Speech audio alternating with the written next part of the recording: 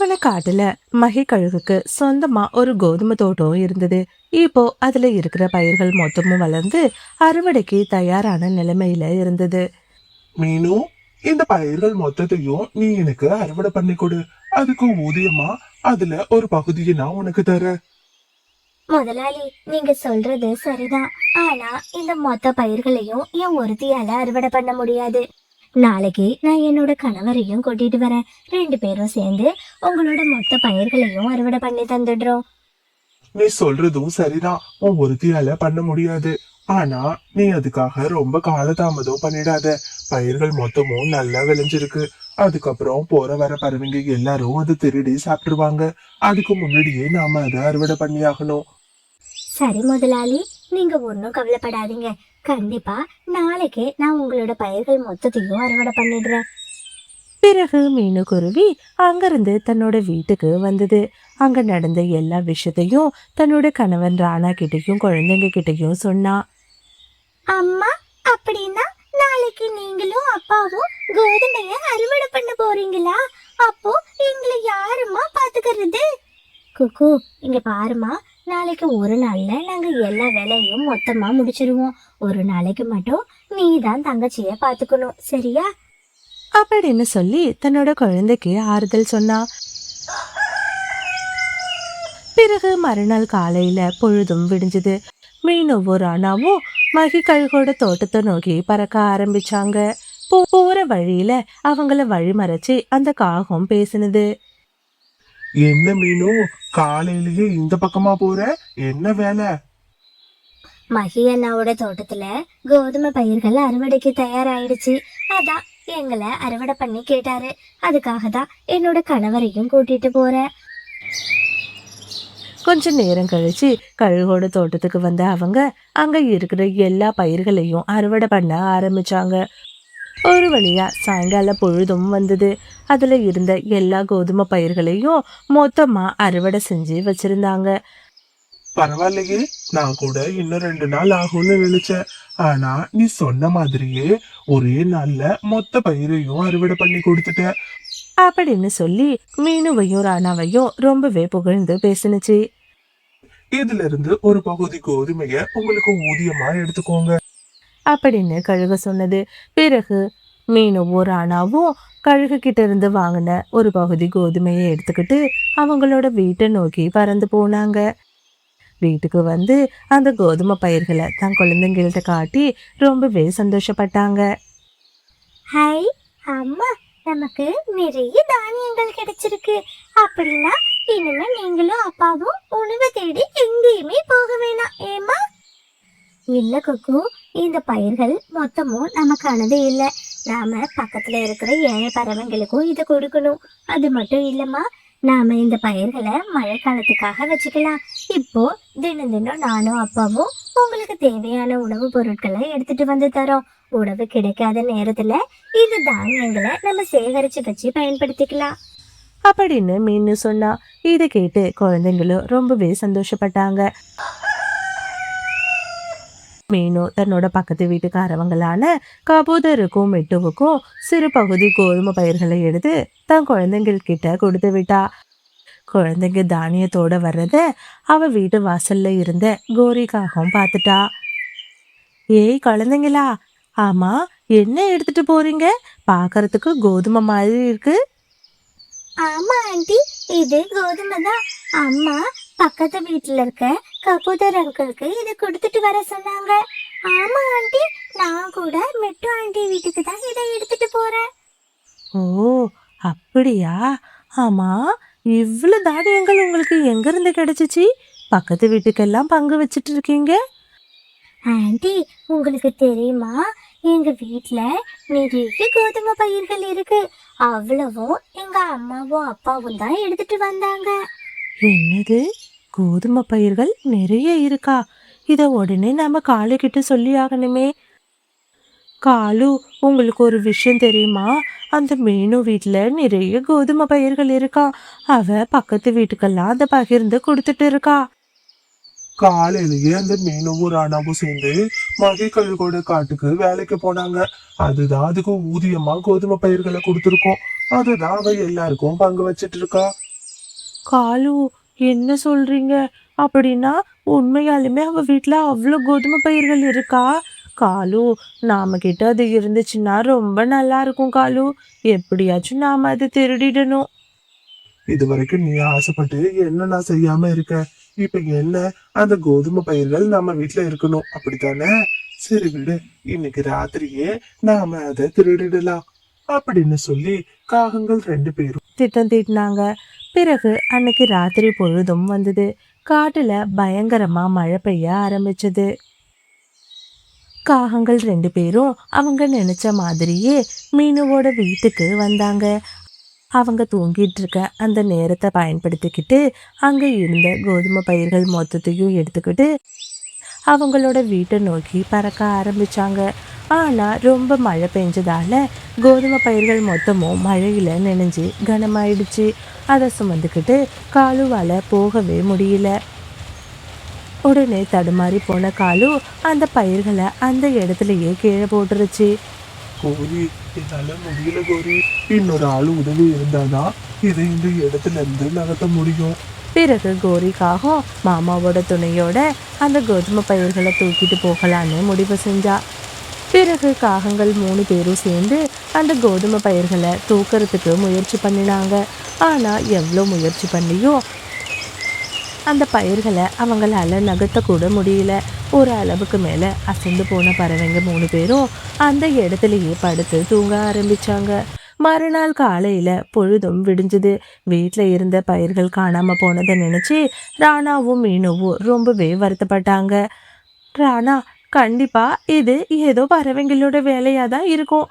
வாங்க, நம்ம எல்லார் வீட்லயும் போய் நம்மளோட பயிர்கள் இருக்கான்னு தேடி பார்க்கலாம்.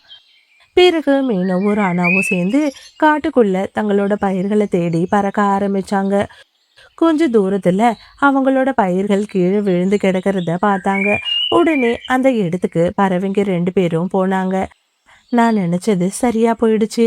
இந்த காகங்கள் தான் நம்மளோட பயிர்களை திருடிட்டு வந்திருக்காங்க. காகங்கள் பண்ண தப்புக்கு தண்டனையா மகைக்கழுகு அவங்களுக்கு 6 மாச சிறை தண்டனையா கொடுத்துச்சு. மீனுவோ அவகிட்ட இருக்கிற தானியங்களை மழைக்காலத்துக்கு உணவா பயன்படுத்திக்கிட்டு தன் குழந்தைங்க கூட ரொம்ப சந்தோஷமா வாழ்ந்துட்டு இருந்தா. இந்த மாதிரி ஸ்டோரிஸை தொடர்ந்து பார்க்கணுன்னு நினைச்சீங்கன்னா மறக்காம நம்மளோட மீனு கார்ட்டூன் தமிழ் சேனலை சப்ஸ்கிரைப் பண்ணுங்க. வெயில் காலத்துக்கு இதமா சர்பத் கடையை நடத்திட்டு வந்தாங்க. அந்த காட்டுல இருக்கிற நிறைய பறவைங்களுக்கு தாகத்தை தீர்க்கிற மாதிரி சர்பத்தை இலவசமா கொடுத்தாங்க. மீனுவும் அவளோட பொண்ணு ரீனாவும் வேகாத வெயில்ல அந்த பக்கமா பறந்து வந்தாங்க. என்னால தண்ணி குடிக்காம கொஞ்ச தூரம் கூட பறக்க முடியாது. வாங்கம்மா, எங்கேயாச்சும் பக்கத்துல தண்ணி இருக்கான்னு தேடி பார்க்கலாம். பிறகு மீனு தன்னோட பொண்ணு ரீனாவோட நிலைமைய புரிஞ்சுக்கிட்டு பக்கத்துல தண்ணிய தேடி பறந்து போனா. அப்போ காகங்களோட சர்பத் கடைய அவ பார்த்தா. உடனே தான் பொண்ணு ரீனாவை கூப்பிட்டுட்டு காகங்களோட கடைக்கு வந்தா. காகங்களா, எனக்கு ரொம்ப தாகமா இருக்கு. தயவு செஞ்சு சீக்கிரமா சில்லுன்னு ஒரு சர்பத்தை கொடுங்க. கோரி காகம் அந்த பறவைங்க 2 பேருக்கும் சில்லுன்னு சர்பத்தை எடுத்து கொடுத்தா. ரொம்ப தாகத்தோட இருந்த பறவைகள் 2 பேரும் அந்த சர்பத்தை குடிச்சாங்க. அத குடிச்ச அடுத்த நொடியே அந்த இடத்துலயே பறவைகள் 2 பேரும் மயக்கம் போட்டு கீழே விழுந்தாங்க. இத பார்த்து காகங்கள் 2 பேரும் ரொம்பவே சந்தோஷப்பட்டாங்க. நல்ல வேளை கோரி, கடைசியில இந்த பறவையாச்சும் இந்த பக்கம் வந்துச்சே. என்னடா காலையில இருந்து சர்பத்தை போட்டு வச்சுட்டு இருக்கோம், ஒரு பறவை கூட வரலையேன்னு நினைச்சேன். லேட்டா வந்தாலும் ரொம்ப லேட்டஸ்டா ஒரு பறவை வந்து மாட்டிட்டு பாத்தியா, அது கழுத்துலயும் கையிலயும் எப்படி தங்க நகைகள் ஜொலிக்குதுன்னு. ஆமா காலு, நான் கூட அந்த பறவைய கவனிச்சேன். அங்க பாருங்க, அது பக்கத்துல நிறைய பணப்பையையும் வச்சிருக்கு.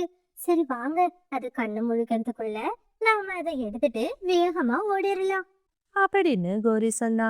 பிறகு காகங்கள் 2 பேரும் மீனு கிட்ட இருந்து அந்த தங்க நகைகளையும் பணப்பையையும் எடுத்துக்கிட்டு அவங்களோட வீட்டை நோக்கி பறந்து போனாங்க. கொஞ்ச நேரத்துக்கு அப்புறமா மீனுவும் அவளோட பொண்ணு ரீனாவும் மயக்கம் தெளிஞ்சு கண் விழிச்சு பார்த்தாங்க. அம்மா, நாம நல்லா ஏமாந்துட்டோம்மா. அந்த பறவைங்க 2 பேரும் நமக்கு எதையும் கலந்து கொடுத்து நம்ம கிட்ட இருக்கிற எல்லா பொருட்களையும் திருடிட்டாங்க. தயவு செஞ்சு என்ன மன்னிச்சிருங்கம்மா.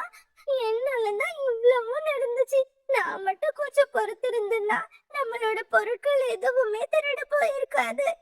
இங்க பாருடா தங்கம், இதுக்கு எதுக்காக நீ அழற? விடு, நாம எப்படியும் நம்ம பொருட்களை தேடி கண்டுபிடிச்சிடலாம். அது ஒவ்வொன்றும் நான் ரொம்ப வேர்வை சிந்தி உழைச்சு சம்பாதிச்சது. கண்டிப்பா அந்த பொருட்கள் எப்படியும் நம்ம கிட்டயே வந்து சேரும். நீ இதுக்காக அழக்கூடாது தங்கம். சரி வா, இருட்டுற நேரம் ஆயிடுச்சு. நாம இதுக்கு மேல இங்க இருக்கிறது பாதுகாப்பா இருக்காது. நம்மளோட வீட்டுக்கு போகலாம். அப்படின்னு சொல்லி மீனுக்குருவி தன்னோட பொண்ணு ரீனாவை சமாதானப்படுத்தி தன்னோட வீட்டுக்கு கூட்டிட்டு வந்தா. அன்னைக்கு ராத்திரி பொழுதும் வந்தது. காட்டுல பயங்கரமா மழை பெஞ்சது. காகங்களோட வீடு ரொம்ப மோசமான நிலைமையில இருந்ததால அவங்க வீடு மொத்தமும் மழை தண்ணி உள்ள போந்தது. இதனால பயந்து போன காகங்கள் எப்படியாச்சும் வீட்ல இருந்து வெளியில போகணும்னு நினைச்சாங்க. இந்த மாதிரி ஸ்டோரிஸை தொடர்ந்து பார்க்கணுன்னு நினைச்சீங்கன்னா மறக்காம நம்மளோட மீனு கார்ட்டூன் தமிழ் சேனலை சப்ஸ்கிரைப் பண்ணுங்க. கபூதரோட வீட்டுக்கு வந்தா. கபூதர் வீட்டுக்கு வந்து காகங்கள் 2 பேரும் அதுகிட்ட உதவி கேட்டாங்க. கபூதரும் காகங்கள் மேல இறக்கப்பட்டு அவங்களுக்கு தங்கறதுக்கு இடம் கொடுத்தது. காகங்களா, இந்த மழையில வந்து கேட்கறதாலதான் உங்களுக்கு நான் இடம் கொடுக்குறேன். முன்னாடி மாதிரி என் வீட்ல இருந்து ஏதாச்சும் பொருளை திருடிட்டு போகலான்னு நினைக்காதீங்க. அதுக்கப்புறம் உங்களை நான் சும்மாவே விட மாட்டேன். கபூதர், இங்க பாரு, முன்னாடிதான் நாங்க ஏழை பறவைங்க. இப்போ எங்க கிட்ட நிறைய பணமும் நகையும் இருக்கு.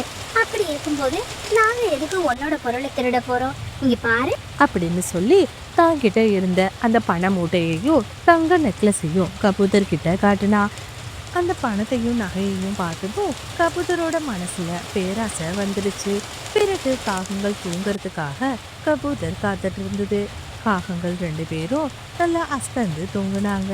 கபூதர் அந்த நகையையும் பணத்தையும் எடுத்துக்கிட்டு அங்கிருந்து தன்னோட பக்கத்து வீட்டுக்காரனான டூவோட வீட்டுக்கு வந்தது. முத்து, இந்த நகையையும் பணத்தையும் உன்னோட வீட்லயே நீ பத்திரமா வச்சுக்கோ. ஏன்னா என் வீட்டுக்கு தஞ்சம் கேட்டு அந்த திருட்டு காகங்கள் 2 பேரும் வந்திருக்காங்க. ஏற்கனவே இப்படிதான் என் வீட்டுல இருந்த மிட்டாய் பாட்டில திருடிட்டு போயிட்டாங்க. அதையே திருடினவங்க கண்டிப்பா இந்த நகையையும் பணத்தையும் எடுக்க வாய்ப்பு இருக்கு. அதனாலதான் உன் வீட்டுல இருக்கட்டும்னு சொல்லி எடுத்துட்டு வந்தேன். அவங்க என் வீட்டுல இருந்து போற வரைக்கும் இது பத்திரமா உன்னோட வீட்லயே இருக்கட்டும் அப்படின்னு சொல்லி நகையையும் பணத்தையும் மிட்டு கிட்ட கொடுத்தது. அதை பார்த்து மிட்டு ரொம்பவே சந்தோஷப்பட்டுச்சு. பிறகு கபூதர் போனதுக்கு அப்புறமா மிட்டுவுக்கு அந்த நகையையும் பணத்தையும் பார்த்து அதோட மனசுலயும் பேராசை வந்துடுச்சு. ஐயோ, எப்படியோ அந்த கபூதர் நம்ம கிட்ட வந்து நகையை கேட்க 2-3 நாள் ஆச்சு ஆகும். நாம அப்போதைக்கு ஏதாச்சும் சொல்லி சமாளிச்சுக்கலாம். ஆனா அது வரைக்கும் இந்த நெக்லஸை நம்ம பாதுகாப்பான ஒரு இடத்துல வைக்கணும். சரி, நாம போய் இத மீனு கிட்ட கொடுத்து வைக்கலாம். அவர் ரொம்ப நம்பிக்கையானவ. அதுக்கப்புறமா நம்ம அம்மா வீட்டுக்கு போகும்போது இந்த நெக்லஸை அவங்க கிட்ட கொண்டு கொடுத்துடலாம். அப்படின்னு சொல்லி மிட்டு மனசுக்குள்ள திட்டம் தீட்டினா. நகையையும் பணத்தையும் எடுத்துக்கிட்டு தன்னோட நெருங்கிய தோழியான மீனுவோட வீட்டுக்கு வந்தா. மீனுவும் அவளோட பொண்ணு ரீனாவும் சோகமா இருக்கிறத பார்த்து மிட்டு ரொம்பவே கவலைப்பட்டா. என்னாச்சு மீனு? ஏன் உன் முகம் வாடி போயிருக்கு? உடம்புக்கு எதுவும் முடியலையா என்ன? அதெல்லாம் இல்லை மிட்டு, நான் என்னோட அம்மா வீட்டுக்கு போயிட்டு வந்துட்டு இருந்தேன். வர்ற வழியில 2 திருட்டு காகங்கள் என்னோட நெக்லஸையும் பணத்தையும் திருடிக்கிட்டாங்க. வர வர காட்டுல ரொம்ப திருட்டு பயம் ஜாஸ்தி ஆயிடுச்சு. அதனாலதான் நானே என் வீட்டுல இருந்த நகைய உன்கிட்ட கொடுக்கலான்னு எடுத்துட்டு வந்திருக்கேன். அதான் என்கிட்ட இருக்கிற நெக்லஸையும் பணத்தையும் உன்கிட்ட கொடுத்து பத்திரப்படுத்தலான்னு வந்தேன். நான் 2-3 நாளைக்கு என்னோட அம்மா வீட்டுக்கு போறேன். நான் திரும்பி வர வரைக்கும் இந்த நகைகளை நீ பத்திரமா வச்சுக்கோ. அதனாலதான் உன்கிட்ட கொடுக்கலான்னு எடுத்துட்டு வந்தேன். அப்படின்னு சொல்லி தாக்கிட்ட இருந்த நெக்லஸையும் பணப்பையையும் மீனு கிட்ட கொடுத்தா. அதை பார்த்து மீனு ரொம்பவே சந்தோஷப்பட்டா. மிட்டு, ஆமா, இந்த நகை உன்கிட்ட எப்படி வந்தது? ஏன், எதுக்காக கேக்குற? இங்க பாரு, நான் காணாம போயிருச்சுன்னு சொன்னல, அது இந்த நகை தான். அது மட்டும் இல்ல, இந்த பணப்பையும் என்னோட தான். இதை தான் நான் தொலைச்சிட்டு காலையில இருந்து தேடி அலைஞ்சிட்டு இருக்கேன். நீ என்னடானா இதை எடுத்துட்டு வந்து என்கிட்டயே கொடுக்குற. உண்மையை சொல்லு மிட்டு, இது உனக்கு எப்படி கிடைச்சிச்சு? ஐயோ மீனு, அப்படின்னா இது உன்னோடதா? இங்க பாரு, அந்த கபூத்தர் இருக்குல்ல, அதுதான் இதை கொண்டுட்டு வந்து என்கிட்ட கொடுத்தது. எனக்கு நெக்லஸ் மேல ரொம்ப ஆசையா இருந்ததால அதை ஏமாத்தி நாம எடுத்துக்கலாம்னு சொல்லி நான் கொண்டுட்டு வந்து உன்கிட்ட கொடுத்தேன். கடைசியில நீ சொன்ன மாதிரியே நடந்துருச்சு. நீ யாரோட பொருளுக்கும் ஆசைப்பட்டதில்ல, அதனாலதான் உன்னோட பொருள் திரும்பவும் உன்னோட கையிலேயே கிடைச்சிருச்சு. பிறகு மிட்டு கிளி நடந்த எல்லா விஷயத்தையும் கபூதர் கிட்டையும் காகங்கள் கிட்டையும் சொன்னது. இது கேட்டு பறவைங்க 4 பேரும் ரொம்பவே வருத்தப்பட்டு ஒரு மரக்கிளையில உட்காந்து அழுதுட்டு இருந்தாங்க. இதுக்குதான் குழந்தைங்களா சொல்றது, நாம எப்பவுமே அடுத்தவங்க பொருளுக்கு ஆசைப்படக்கூடாது.